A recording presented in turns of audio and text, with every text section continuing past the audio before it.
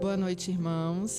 Sejam todos bem-vindos à nossa casa espírita, que os recebe com muito amor e calorosidade. Boa noite aos internautas que vão nos assistir posteriormente. Nós vamos iniciar a nossa doutrinária em um formato novo na noite de hoje, nesse dia 28 de setembro de 2025. Teremos aqui um programa tipo o Pinga Fogo, com perguntas e respostas com o tema A Fé, Fraternidade e Solidariedade e os pilares no mundo da regeneração. Então, eu, Valéria Camilo, sou voluntária da casa, juntamente com Isabela de Matos, também voluntária da casa, vamos mediar esse programa que a gente está aqui hoje propondo. E teremos como pessoas participantes o seu Edson, tá, presidente da casa, e James Ney, que é um palestrante espírita, orador, que já está conosco, já participa conosco voluntariamente do Diálogos Espíritas. Eu vou passar rapidinho aqui para a Isabela, e em seguida a gente faz a prece inicial de abertura, e temos o James como convidado para fazer essa prece. Boa noite, queridos irmãos, queridas irmãs. Para a gente é uma alegria imensa estar aqui nesse programa mais do que especial. Na verdade, nós estamos aqui reproduzindo o programa Pinga Fogo da extinta TV Tupi. E a ideia é que a gente possa aproveitar esses palestrantes tão especiais aqui na noite de hoje, para que a gente possa fazer perguntas e respostas sobre esse tema que Valéria falou para vocês. Então, caso alguém tenha alguma pergunta, quando chegar o momento oportuno, nós passaremos a palavra à plateia para que vocês possam se colocar. Então, nesse momento, passarei a palavra para nosso querido irmão James, para que ele possa fazer a oração inicial dos nossos trabalhos de hoje. Senhor Jesus, mensageiros da esperança, da paz, da gratidão, o meigo Rabi da Galileia nos ensinou que quando estivéssemos reunidos em seu nome, se faria presente. Que nesta noite possamos sentirmos a estesia do amor de Jesus em nossos corações. Que o Filho de Maria de Nazaré, o Jesus, este jovem que deixou as suas pegadas de luzes pelos caminhos da vida, que nesta noite, nesta casa de oração, José Pichitinga, que possamos sentirmos as vossas presenças na mente e no coração de cada um de nós. Que assim seja, meu querido. E antes da gente iniciar as nossas perguntas, eu gostaria de ler um poema, na verdade uma parte do poema, que tem como título A Família é Vida, do Espírito Maria Dolores, por Chico Xavier. Este poema está no livro Alma e Vida.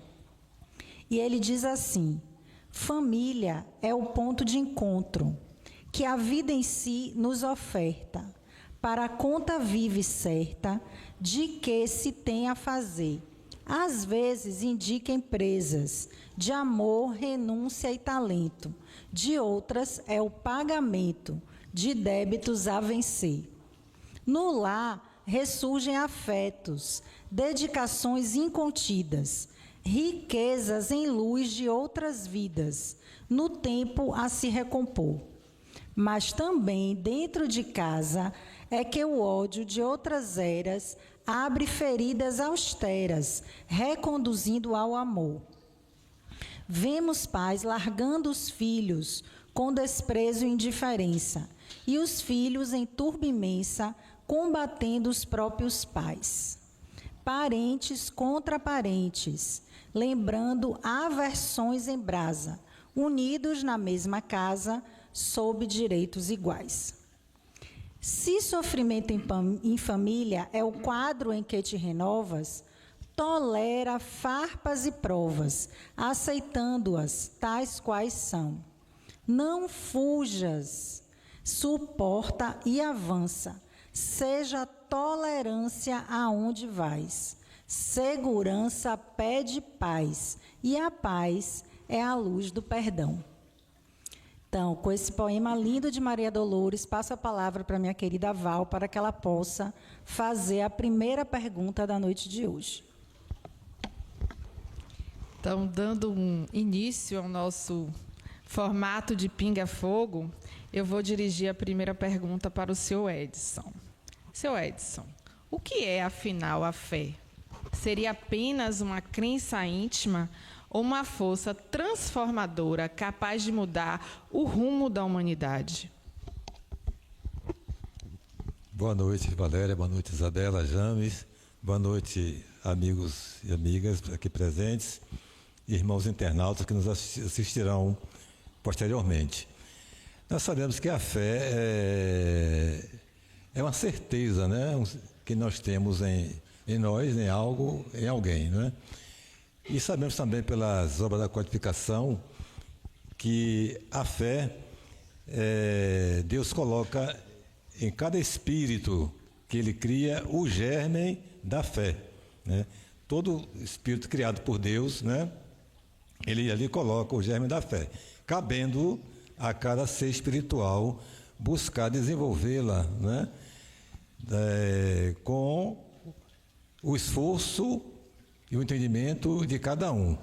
Evidentemente que para se desenvolver a fé, nós precisamos caminhar numa direção, né, onde nós precisamos estudar e praticar o bem. São as duas orientações que nós temos, né, nas obras da codificação. Estudar e fazer o bem, né, são os caminhos para o fortalecimento, para a ampliação da nossa fé.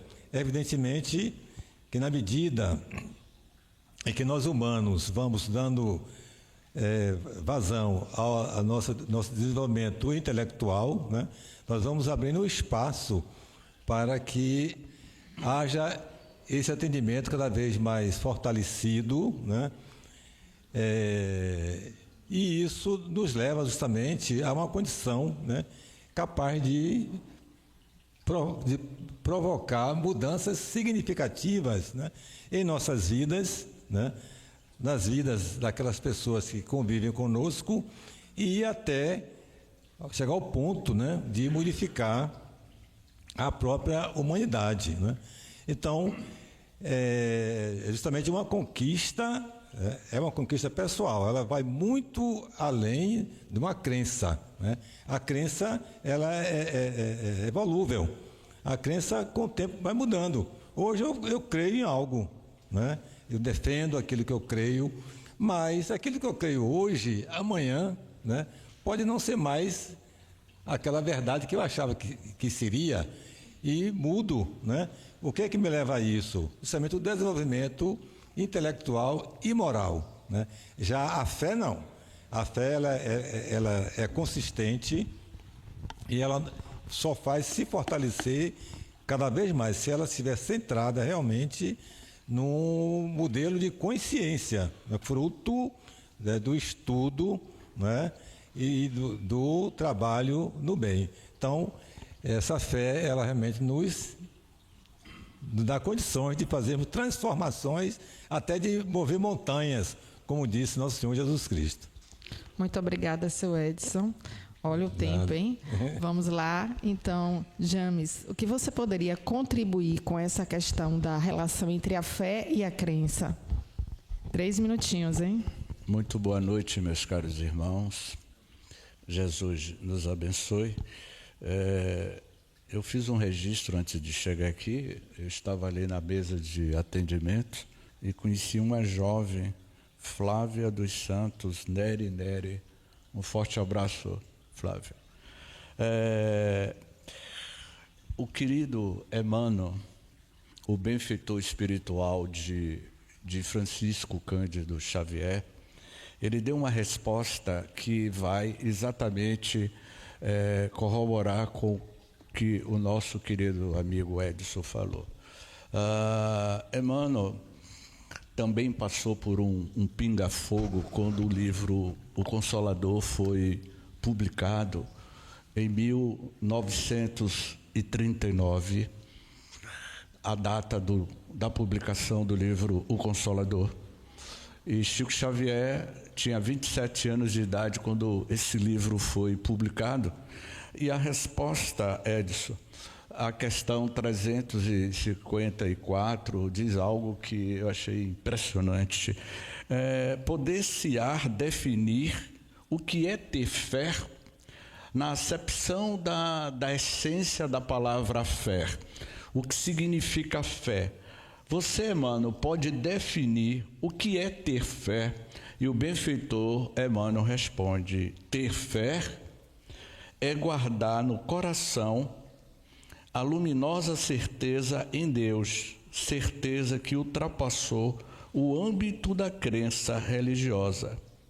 Conseguir a fé é alcançar a possibilidade de não mais dizer eu creio, mas afirmar eu sei. Edson, eu acho que aqui ele dá a definição. Emmanuel, ele pegou o suprassumo do pensamento do Cristo quando Jesus falou sobre a terapia da fé, quando ele diz, não é? Eu vou repetir.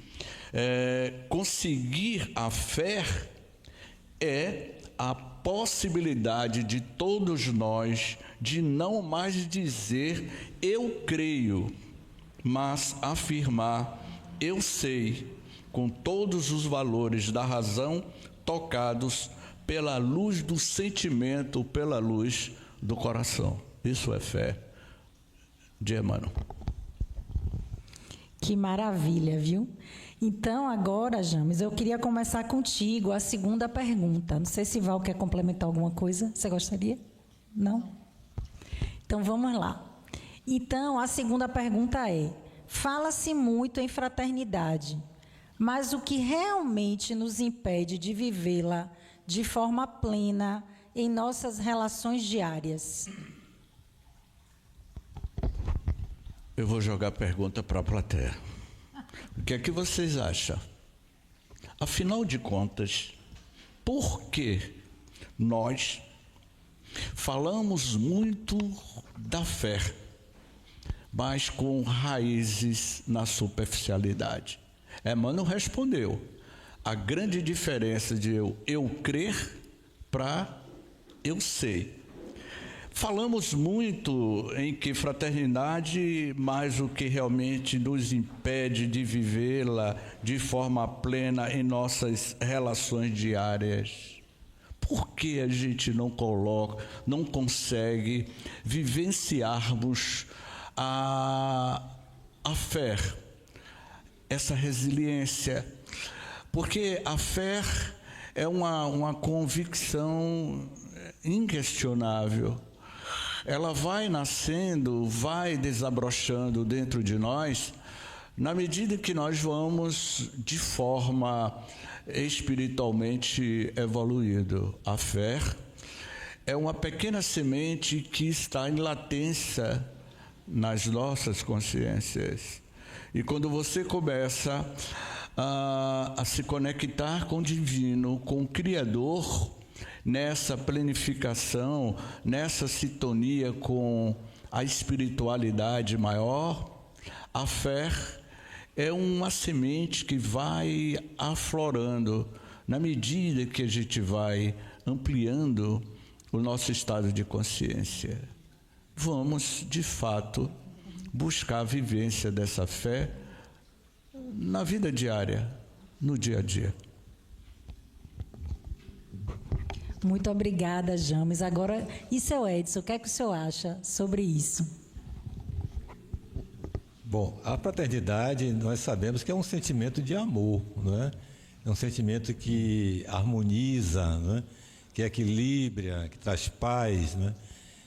Nós, aqui na Terra, habitantes da Terra, humanos daqui da Terra, ouvimos falar muito de fraternidade, mas no dia a dia, né, ela não é tão vivida, tão vivenciada quanto se gostaria, não é? A fraternidade, ela requer, né, um trabalho maior nosso em cima do nosso egoísmo, né? Nós ainda somos muito egoístas, né? Nós sabemos que é uma ferida grave da humanidade, o egoísmo, e é por conta do egoísmo que esse sentimento nobre, né, chamado fraternidade, não é vivido por nós, né? Porque é aquela ideia de pensar primeiro em mim, né, na minha família e nos mais próximos a mim.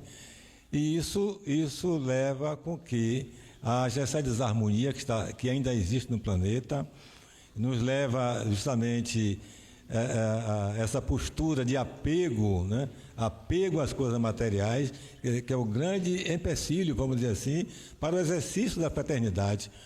Porque na hora que eu sou apegado à matéria, né, eu não quero compartilhar com ninguém, aquilo é meu e acabou, né? No máximo minha família e os amigos mais próximos, né?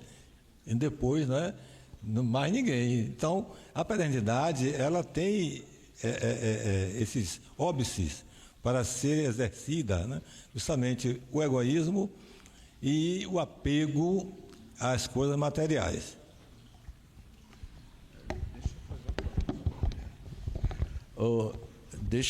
Eu falei, ela me perguntou fraternidade, mas quando a gente chega na curva dos 60 para cima, a gente começa a entender diferente. Ela falou fraternidade, eu entendi fé. Tá? Fazendo a correção, senhoras, mas a fraternidade é um exercício pleno da alma. Há um capítulo especial do livro A Psicologia da Gratidão, que a benfeitora Joana de Ângeles diz o seguinte: gratidão de fraternidade. A gratidão e a fraternidade é uma assinatura de Deus no coração das criaturas humanas. Portanto, a vivência da fraternidade é algo que cada um de nós carregamos. Só nos falta exercitarmos. Como disse a minha digníssima companheira esposa, Luzineide, na medida que você vai desenvolvendo essas virtudes, você vai ampliando a sua espiritualidade maior. Mas, meu querido, essa sua resposta com certeza não foi por acaso. Sobre a fé, como fazer, né, para ativar a fé em nós. Tenha certeza que alguém aqui precisava ouvir o que você disse. Eu acredito nisso, de verdade. Eu estava me preparando hoje para estar aqui com vocês e acabou que a coleção Fonte Viva veio comigo, né, na noite de hoje. E aqui nesse livro Fonte Viva, que é um livro pequenininho só de tamanho, tem um capítulo que eu convido vocês a, se puderem ler, chamado A Cortina do Eu, que é bem sobre isso, sabe? E ele diz assim: em verdade, estudamos com o Cristo a ciência divina de ligação com o Pai. E o que ele diz que eu achei maravilhoso, ele diz assim: por trás da cortina do eu, conservamos lamentável cegueira diante da vida. Então, de fato, essa questão da fraternidade, como a gente pode estimular a fraternidade, o que nos impede, tem realmente muito a ver, né, com o seu Edson falou e também James, a questão do egoísmo. Então, de fato, é algo que a gente precisa trabalhar em nós. Pois é. E aí eu gostaria de saber, entre os presentes, se alguém gostaria de fazer alguma pergunta sobre o tema. Então, vamos continuar. Se alguém quiser, pode se posicionar, é só levantar as mãos que a gente pode fazer. Então, vamos lá, seu Edson, para a nossa terceira pergunta da noite de hoje. A solidariedade, a gente está falando da questão da fé, fraternidade e da solidariedade. A solidariedade costuma aparecer diante de uma dor coletiva, momentos de catástrofes. Como torná-la uma prática constante e não apenas uma reação a tragédias?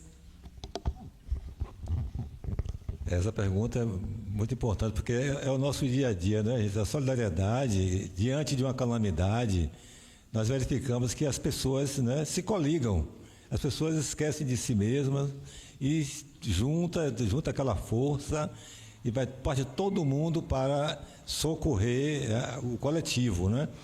Recentemente nós passamos por uma experiência dessa, que foi a pandemia, onde as pessoas não puderam trabalhar, ficou dentro de casa e a fome graçou, né? Então, instituições, clubes de serviço, rádio, meio de comunicação, juntaram-se, né? E formaram um grupo muito forte chamado Campanha. Aqui mesmo aconteceu em São Antônio de Jesus. A Campanha do Bem foi uma coisa linda, né? De um lado a dor, né?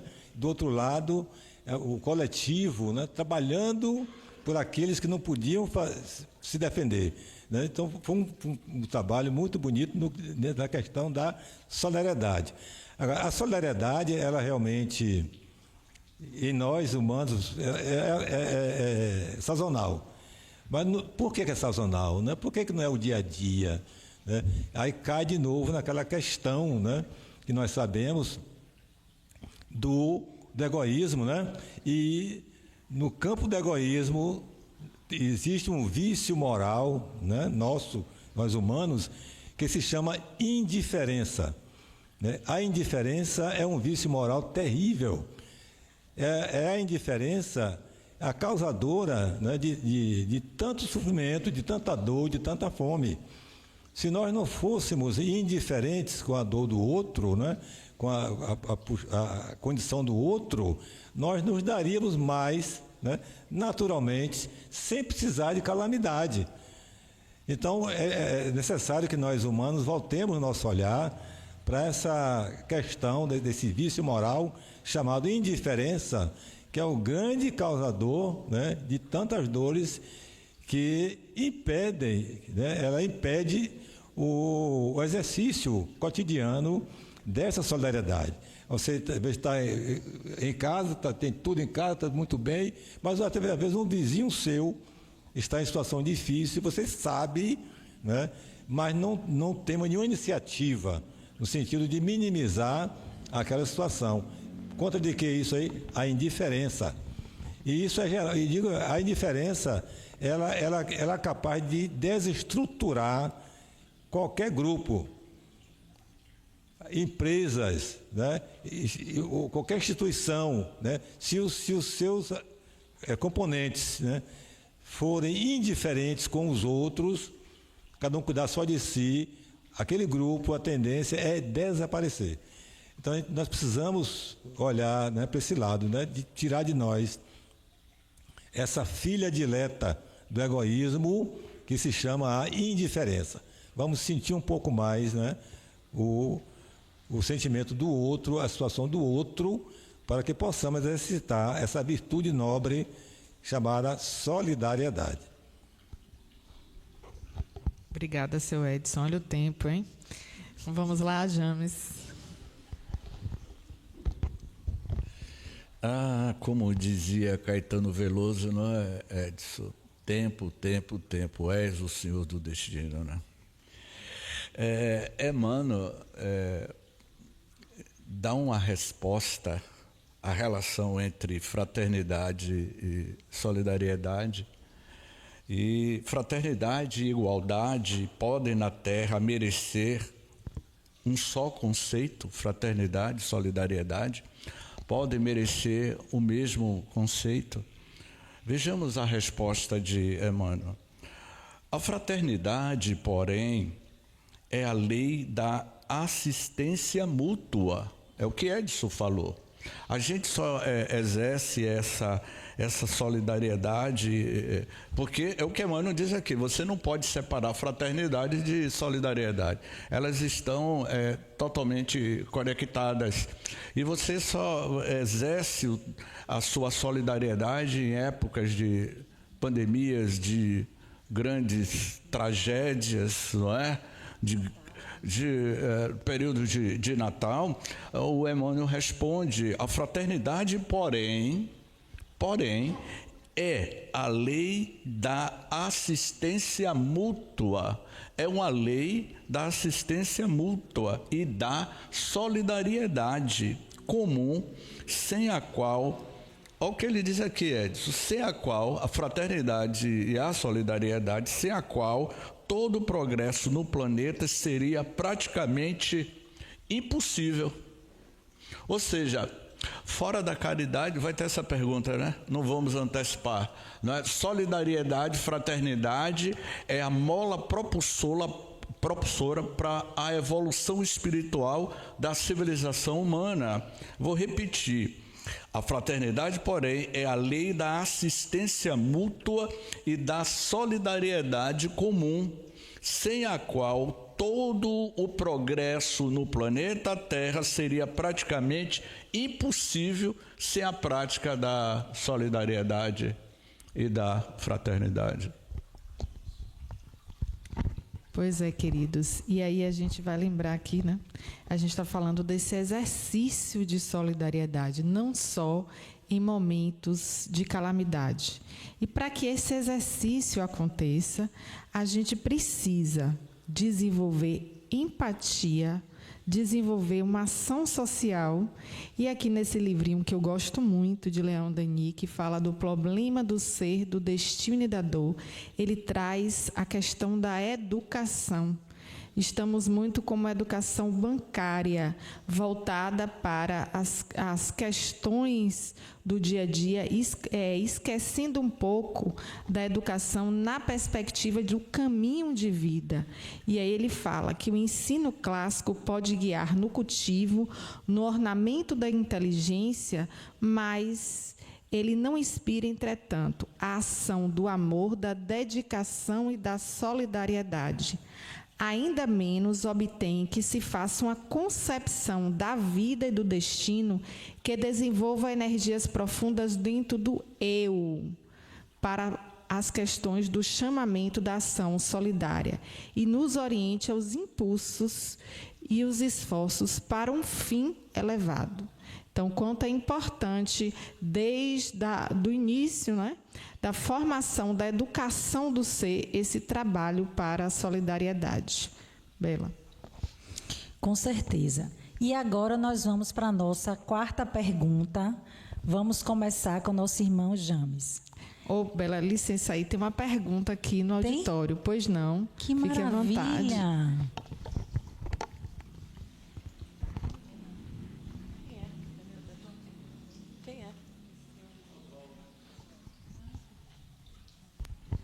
Boa noite a todos.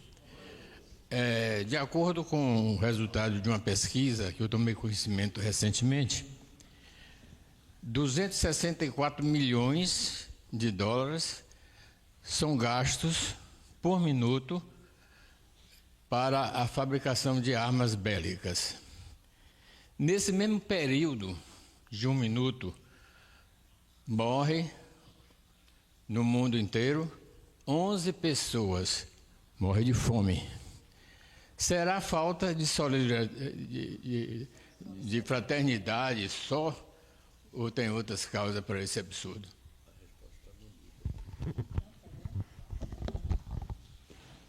Como é o nome dele? Boa noite, senhor Oswaldo. Senhor Oswaldo Rosalvo. Senhor Rosalvo, me parece que estava lendo a nossa mente. Senhor Rosalvo, essa sua resposta já está dentro do livro Desenvolvimento Sustentável, não é? O papel dos espíritas na Agenda 2030. E ontem, numa palestra que eu fiz na Casa de Oração Bezerra de Menezes, nós falávamos sobre ecologia e justiça social. E a pergunta que o nosso querido amigo fez, a resposta que o sociólogo Villarraga, ele fez uma pergunta seguinte, como acabar com a fome? Como acabar com a fome da humanidade? Por que deveríamos acabar com a miséria? E ele faz uma pergunta que também tem a conotação da resposta. Como a prática da lei de amor, justiça e caridade pode contribuir para resolver os problemas da miserabilidade humana? O nosso amigo Edson, em respostas anteriores, ele respondeu que o problema da humanidade é a recrudescência do egoísmo humano. O mundo não precisava mais ter misérias humanas, pobreza. O PIB planetário nosso é de trilhões e trilhões de dólares. Era para acabar. A miséria do mundo ainda existe por conta do nosso egoísmo humano. A Agenda 2030 foi apresentada em 2015 nas Nações Unidas, onde o professor Villarraga, esse colombiano, ele formula a pergunta e apresenta algumas teses baseadas nas leis morais da vida do Livro dos Espíritos, que o problema da desigualdade humana, da pobreza, da fome, é por conta ainda da natureza do egoísmo humano. É necessário educar-se o homem para que o homem do futuro, o homem do planeta regenerado, o mundo de regeneração, Edson, falamos tanto de regeneração, o mundo de provas e de expiações está caminhando para o mundo de regeneração, mas o mundo de regeneração perpassa por essas mudanças éticas, morais e espirituais de cada um de nós. Seu Edson, você gostaria de complementar? Eu já dei uma complementação, não, do que eu falei? Ele complementou, não foi? A pergunta de Rosalvo, né? Rosalvo, infelizmente é fruto ainda do equívoco, né, de nós humanos com relação à questão da vida, né? Da vida. A humanidade, seus sistemas, né? Eu ouvi isso numa palestra de Dr. Haroldo Dutra, em 2018, no Tribunal de Justiça de Minas Gerais, né? O Dr. Haroldo falou justamente o seguinte: todo o sistema montado, né, pela humanidade está centrado no fato de que o homem vai morrer, né? Vai morrer. Então tudo gira em torno disso. Então as pessoas vivem, né, naquela agonia do ter, quanto mais ter, mais ele quer, ele quer poder e ter, né? O apego às coisas materiais, porque ele vai morrer. Então essa ideia, né, de que o homem vai morrer, né, está nos seus últimos dias. A humanidade hoje, né, a própria ciência já está estudando profundamente essa questão, e futuramente esse mundo que está chegando, essa nova sociedade que está chegando, essa crença de que o homem vai morrer, vai desaparecer. Então, a humanidade futura vai saber de que o homem não vai morrer, a vida continua. E quando ele tiver essa certeza, essa consciência, né, sustentada, não por religião, pela ciência, então o paradigma será outro. Então eu vou saber de que se eu faço mal a alguém hoje, né, meu corpo vai desaparecer, o corpo dele vai desaparecer e nós vamos nos encontrar, né, lá na frente. Então não é de bom alvitre se agir dessa forma. E é a partir desse entendimento que as pessoas vão pensar 10 vezes antes de agredir alguém, antes de enganar alguém, antes de tomar algo de alguém, né? Porque elas vão ter a certeza de que logo mais vão se encontrar. E é isso que vai fazer a mudança, né, para o mundo de regeneração. Então, nosso paradigma ainda hoje é o poder e dinheiro, né? Mas, dentro em breve, o paradigma da humanidade vai ser a evolução espiritual do ser. Então vai mudar completamente a forma de viver. Então, esse dinheiro que se gasta com armas vai ser gasto com universidades, né? Com escolas, com saúde, na agricultura, com o desenvolvimento sustentável. Então, vai ser um outro mundo, é o mundo de regeneração, é o que está para chegar. Seu Rosalvo, muito obrigada, viu, pela sua pergunta. Muito obrigada mesmo. Bom, e agora nós vamos para a nossa próxima pergunta, que é o seguinte: estamos vivendo num período de transição planetária. Na verdade, tudo está parecendo que está no encadeamento lógico, né? Qual o papel da fé, da fraternidade, da solidariedade nesse processo de regeneração do mundo? Muita resiliência. Se a gente conhecer a história do bambu, não é, meu irmão? O bambu, ele antes de crescer, ele cresce as raízes nas entranhas da terra a 6 metros de profundidade. O bambu. Quando chega aproximadamente 6 metros de profundidade as raízes do bambu, agora sim, ele vai começar a crescer. Crescer. Vem a tempestade, vem um relâmpago, ele inclina para um lado, inclina para o outro, aquilo chama-se resiliência. E quando a gente busca nesse mundo de grandes transições planetárias e que a gente está formando o novo perfil da nova civilização humana, que está muito bem respondido no último capítulo do livro, capítulo 18 do livro A Gênese, a nova geração, e que ele fala exatamente isso. O mundo regenerado será constituído de indivíduos que já têm essa potencialidade divina da solidariedade, da fraternidade, da fé, porque isso será algo comum nas civilizações do futuro. A grande transição planetária, ela já vem ocorrendo.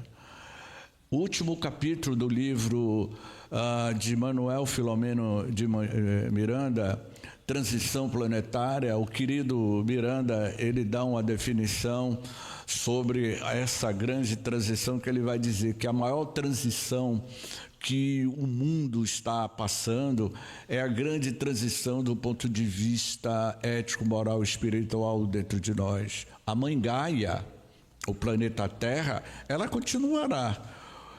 Os residentes, que somos nós, é que precisa mudar. É você que precisa mudar. A Mãe Gaia continuará. O tempo, ele é intocável, mas é você que está criando os parâmetros para o futuro da geração. Eu concluo com essa resposta da nossa querida pedagoga Cineira Pinto.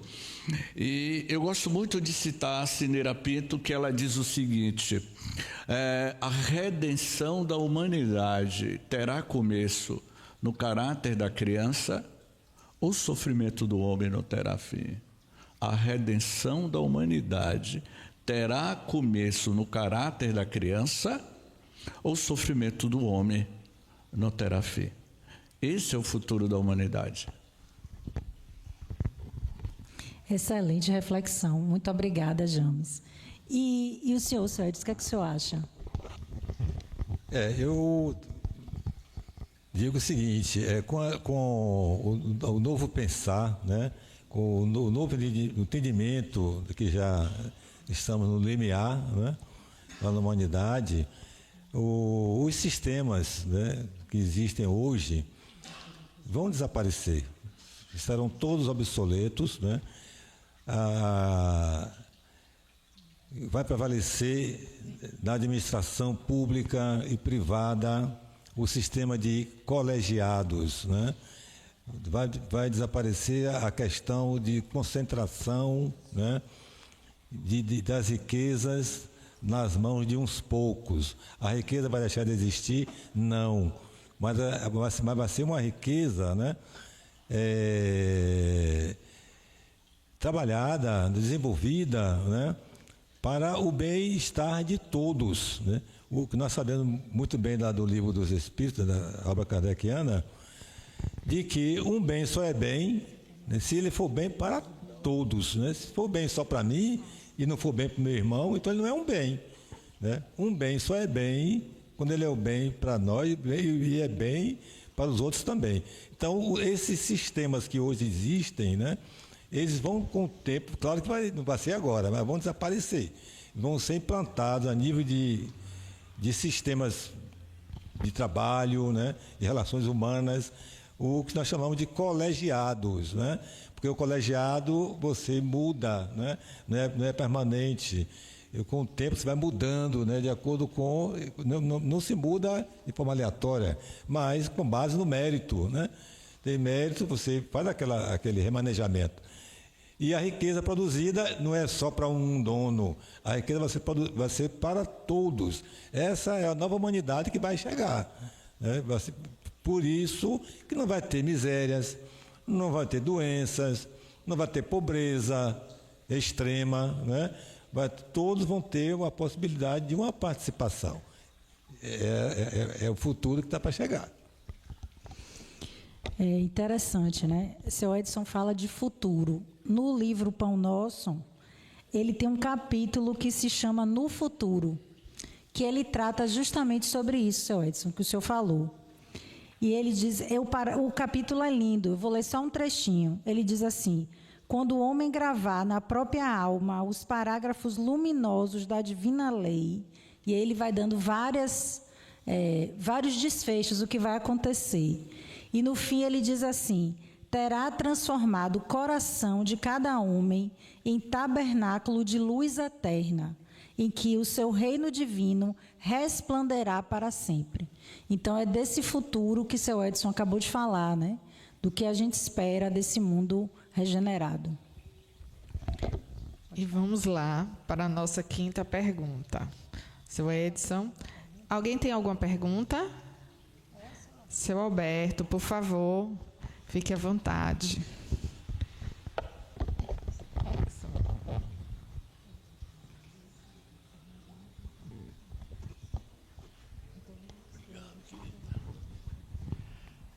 Não é bem uma pergunta, eu queria responder a pergunta inicial de James. Ele falou que ia fazer uma pergunta para a plateia e terminou não fazendo na primeira pergunta que foi feita sobre fraternidade. Eu queria aproveitar a oportunidade e corroborar aqui com a observação de Rosalvo, quando ele falou do problema das armas, né, e das mortes por falta de... morrem de fome, né, por falta de alimentação.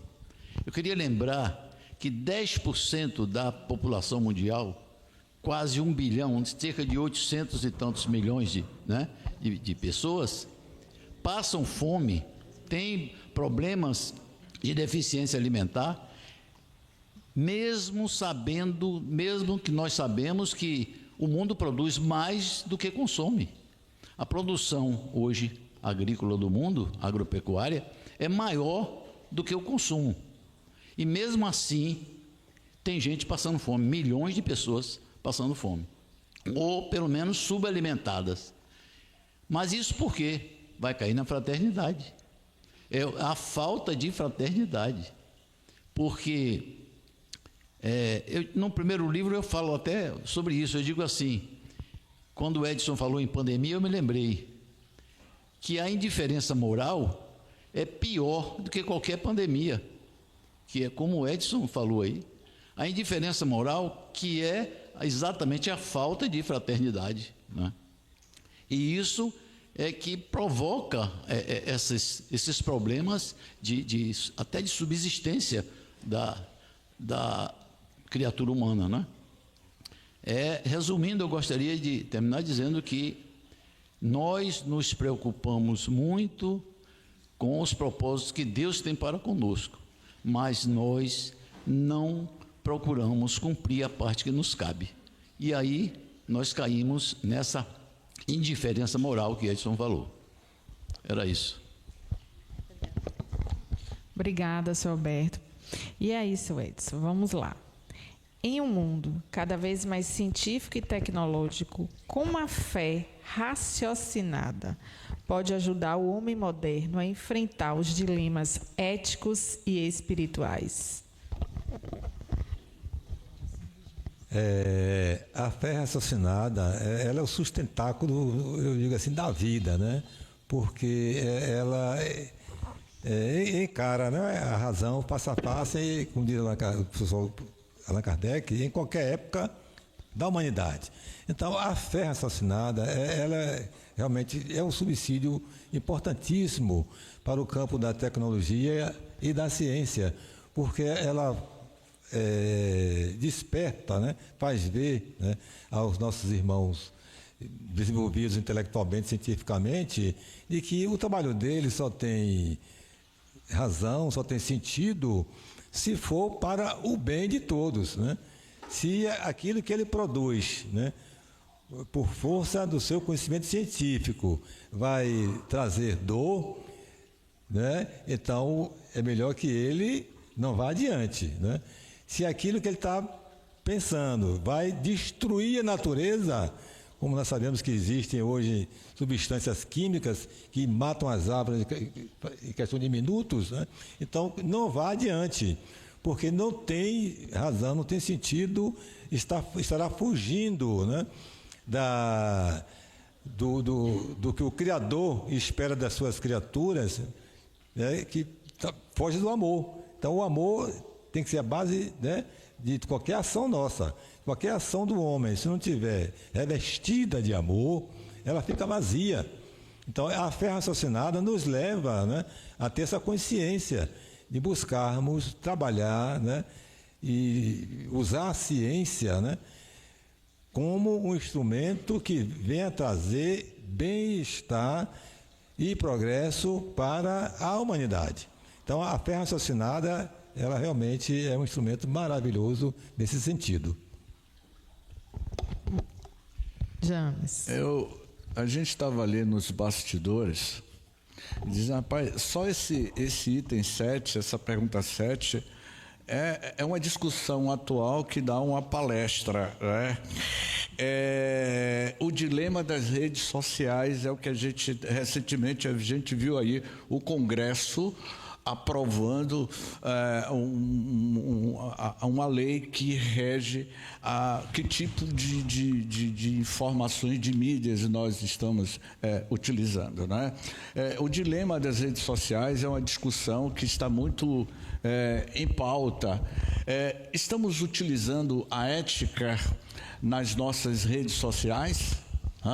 Então, quando ele diz assim, em mundo cada vez mais científico e tecnológico, a fé raciocinada, Edson respondeu, pode ajudar o homem moderno a enfrentar o dilema éticos. Então, Edson, me diga uma coisa, eu posso entabular aqui, eu vou jogar a resposta para Edson, não é? Então, assim... é pinga-fogo o programa. Então eu vou começar a alfinetar Edson aqui, tá certo, Edson? O negócio é o seguinte, a tecnologia está chegando a um ápice de evolução de tal forma, na medida que a humanidade vai progredindo moralmente, eticamente, espiritualmente, a tecnologia, ela tem como objetivo de trazer o desenvolvimento da civilização humana e não a destruição, não é verdade?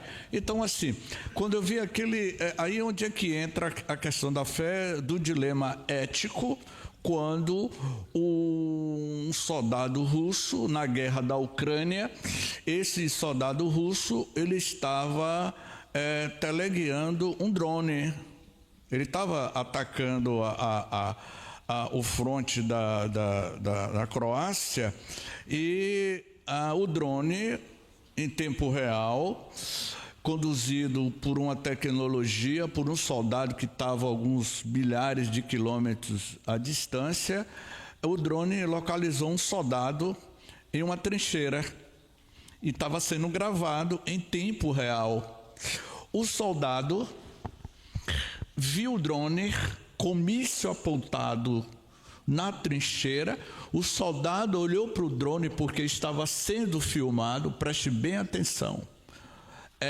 E o soldado disse: por favor, não me mate. Ele ajoelhou-se diante do drone e estava sendo filmado em tempo real. Ele pediu: por favor, não o mate. Mas o soldado que estava conduzindo o drone, ele apertou o botão, atirou um míssil e matou o soldado, né? Aí a gente pergunta, Edson, esse soldado estava usando uma tecnologia e que o outro opositor pediu clemência. Ele pediu clemência, por favor, ele ajoelhou-se, não me mate. Mas mesmo assim ele apertou o botão, o drone atirou o míssil e matou o soldado. O que é que você poderia me dizer sobre isso? O que é que faltou desse soldado? Se o outro pediu clemência. James, a ética da guerra, meu amigo, eu desconheço, entendeu? A gente sabe que, pela própria orientação da doutrina espírita, você sabe que diante de um inimigo, né, sem defesa, né, você deve poupar a vida dele. Você está numa guerra, se defrontou com o inimigo, ele não está em condições de lhe atacar, de lhe atingir, você deve poupá-lo e prendê-lo, né, evidentemente. Mas é o que a doutrina espírita nos ensina, né? Mas eu não sei se a nível do militarismo, se existe uma outra orientação, porque ainda eu não tenho como entrar nesse aspecto, né? Porque se existe outra orientação, né, é uma questão de quem escreveu. Porque nós sabemos, né, de que a moral, o que é moral? São regras de conduta, né? Regras de conduta, né? A sociedade estabelece aquelas regras e você tem que, né, se comportar de acordo. Se você se comporta de acordo com aquelas regras, então você é considerado como uma pessoa ética, né? Se você não respeita aquelas regras, então você é antiético. No caso do soldado que mandou o míssil, né, eu não sei se ele não matasse o inimigo, ele poderia ser considerado antiético de acordo com as regras do militarismo. E ele talvez não tenha querido ser um antiético. Deixou. Agora entra a questão da consciência, eu acho que é outra consideração. Eu estou aqui olhando o lado do soldado, está na guerra. Ele está ali para matar e para morrer, né? Entendeu, Jânio? Não sei se ele seria ético. Mas e se Jesus estivesse controlando o drone, ele atiraria? O que vocês me... por que aquele tratorista que vocês conheceram e que se tornou tema de novela, o tratorista em Salvador, ele recebeu a ordem para destruir, derrubar a residência. Ele recebeu uma ordem jurídica. Ele recebeu uma ordem jurídica para derrubar aquela residência, aquela casa. E o que foi que o tratorista fez? Ele estava coberto com as leis da justiça jurídica, mas ele não derrubou a casa. Por quê? Veja, eu não estou fazendo julgamento nenhum, estou deixando que cada pessoa analise o fato, né?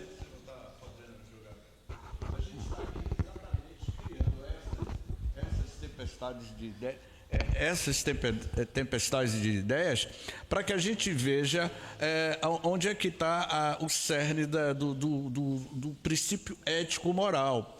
O professor Pietro Baldi, no livro Princípios de uma Nova Ética, ele escreveu esse livro, Edson, o professor Pietro Baldi, Princípios de uma Nova Ética para um Novo Mundo em Regeneração. São essas questões que fazem a diferença, não é? A gente estava falando na questão da tecnologia que está sendo utilizado de forma destrutivas, como também a tecnologia também está sendo utilizada de forma positiva. Eu tenho uma observação a fazer a respeito desse fato do drone que atira mísseis.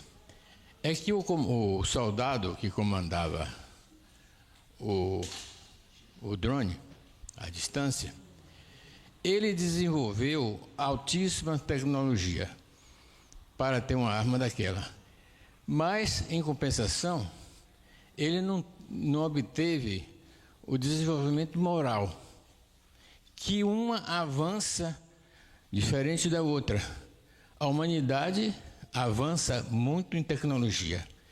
Está paralisada ou regredindo no desenvolvimento moral.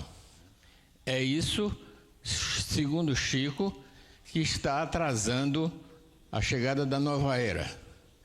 É o desenvolvimento moral da humanidade. Muito obrigado pela chance. Muito obrigada, seu Rosalvo.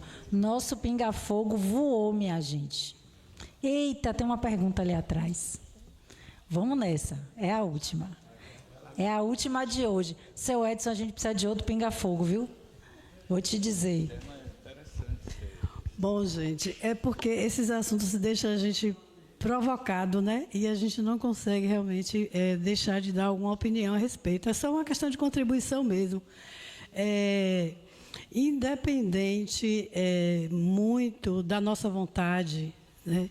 Ou do nosso esforço que precisamos ter para poder contribuir realmente com essa nova era, ela vai acontecer, né? Porque isso é uma determinação da lei divina. A gente sabe que a espiritualidade está trabalhando para isso. Muitos espíritos perversos, maldosos, trevosos, já não vai mais reencarnar nesse planeta. A gente sabe que muitos espíritos evoluídos estão vindo para fazer a construção da nova era.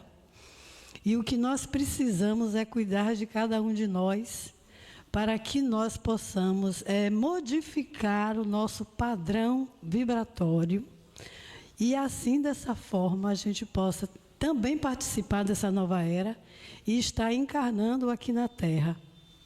Então, assim, nós precisamos disso, de cuidar de nós, de procurarmos ser melhores o possível, de tratar das nossas dificuldades, do nosso interior, das nossas dificuldades íntimas, para que assim a gente possa também fazer parte dessa nova era. Muito obrigada pelas suas contribuições, viu? Na verdade, esse foi um fechamento importante, né, do nosso pinga-fogo. Como eu falei, o nosso tempo, né, infelizmente, nós não conseguimos, a gente tinha outras perguntas que a gente não vai conseguir fazer pelo adiantado da hora. Então, para que a gente possa encerrar o nosso pinga-fogo de hoje, eu queria passar a palavra para seu Edson para fazer as suas considerações finais, depois para a James, e, por fim, eu vou pedir a seu Edson para fazer a nossa oração de encerramento. Obrigado, professora. Eu queria informar para os irmãos e as irmãs, né, de que, conforme está no capítulo 18 do livro A Gênese, cujo título é Os Tempos São Chegados. Então, o professor Hipólito Leon, como um fiel, né, servidor do Espírito de Verdade, escreveu lá o seguinte: para se viver no mundo em regeneração, 3 virtudes são indispensáveis. Fraternidade e solidariedade centradas na fé raciocinada. Então, se nós realmente pretendemos, né, viver no mundo em regeneração, conforme está escrito no livro A Gênese, precisamos investir em nós, nesse campo do sentimento da fraternidade, da solidariedade e desenvolver a nossa fé raciocinada. Então, os nossos agradecimentos, foi uma experiência que fizemos hoje, né? E esperamos que vocês tenham gostado, tenha sido útil, né, a todos nós, para que no futuro possamos, né, ter outras edições aqui. Muito obrigado.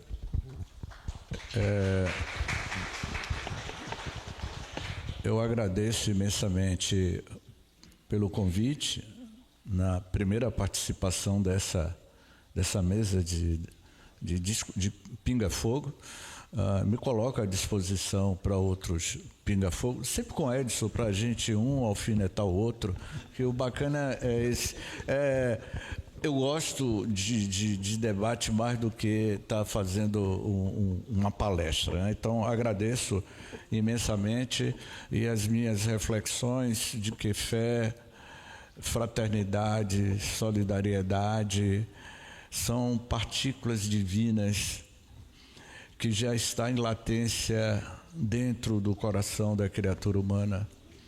O que nos falta é desenvolver essas virtudes, porque Deus é a mais pura manifestação de amor e nós somos essa partícula divina do amor de Deus. Pois bem, meus queridos, eu pedi licença aqui às coordenadoras para a divulgação da 6ª Jornada Espírita da Ilha de Itaparica, que vai ser na próxima semana, de 3 a 4 de outubro. Itaparica tem uma água mineral lá, quem bebe dessa água mineral fica mais rejuvenescido, viu, Edson? Não é? Então, é uma história. Então, nós vamos ter uma programação no dia 3 de outubro, às 19 horas às 21 horas, nós vamos ter como abertura a cantora Clara Sintra, que vai fazer a harmonização musical. Clara Sintra foi aquela jovem que participou do The Voice Brasil. Depois vai ter a palestra de James Ney, essa pessoa que vos falo, com o tema Quando Voltar a Primavera e o Despertar da Consciência, porque o tema da Jornada Espírita é Quando Voltar a Primavera, baseado no livro de Amélia Rodrigues. E no sábado pela manhã, na abertura, vamos ter a presença de Naum Castro. E Naum Castro vai falar Primavera, símbolo de renovação. Depois, às 9 da manhã, vamos ter a presença de Cássia Aguiar com o tema Amor de Jesus. E no final da manhã, vamos ter a nossa querida Nadijane Azevedo, que é diretora do Centro Espírita Vieira de Carvalho, em Salvador. Ela vai falar a força transformadora do amor. E no final da tarde, eu acho que vai ser muito interessante. Eu espero que todos vocês estejam presentes, que vai estar a Juventude Espírita José Pititinga. Vocês sabiam que a Juventude Espírita José Pititinga vai estar presente? E eu espero que a Vossa Senhoria esteja presente também. E no final, nós vamos ter a presença, eu conheci ele mais jovem, agora ele está mais de barbudo, né? Que é o nosso querido João Freitas. João Freitas, ele vai falar sobre o jovem e o amor. João Freitas é um dos coordenadores da juventude, não é? Então, sejam todos convidados, vai ser no Centro CTL, na cidade de Itaparica, na sexta e no sábado. Muito obrigado. Obrigada, James, pelos avisos. Vamos ao nosso sorteio da noite de hoje. E aí, Lena, a nossa numeração de hoje vai até quanto? 25. James, que é o convidado, iniciando o fogo, o número de 1 a 25. Estou querendo lembrar o número que eu assinei lá, né? Mas 22. Número 22. Alberto Lemos. Aí o autor do próprio livro. Vamos lá, outro número. Aí não vale, né, Alberto? O próximo número, 14. Número 14. O número 14. Zé Raimundo, por favor, seu livro. Reni.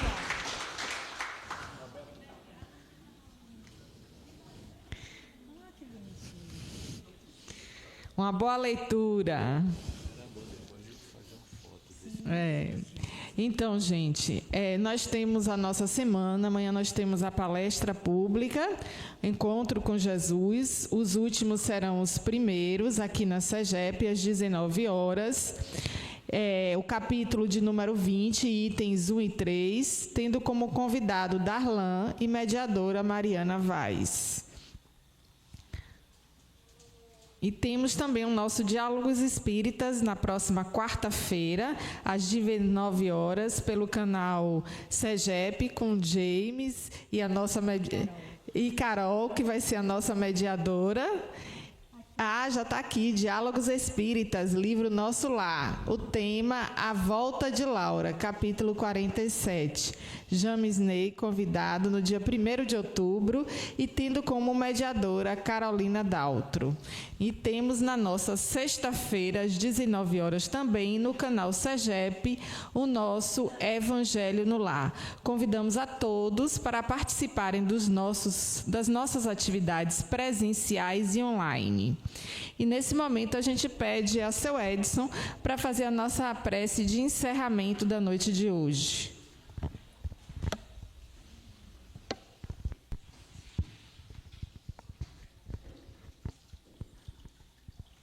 Vamos elevar nossos pensamentos ao Senhor Jesus. Amado Mestre Jesus, muito obrigado, Pai, por essa oportunidade de aqui estar nesta casa de oração, participando deste programa iniciado na noite de hoje, onde todos nós, Pai, tivemos a oportunidade de conhecermos, de nos situarmos com relação ao mundo de regeneração.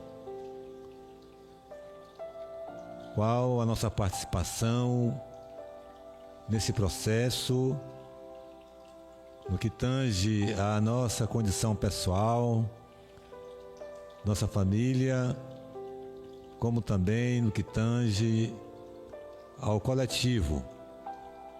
O que cada um de nós, Senhor, pode fazer para levarmos essa luz por onde passarmos. É preciso, Senhor, que as pessoas tomem conhecimento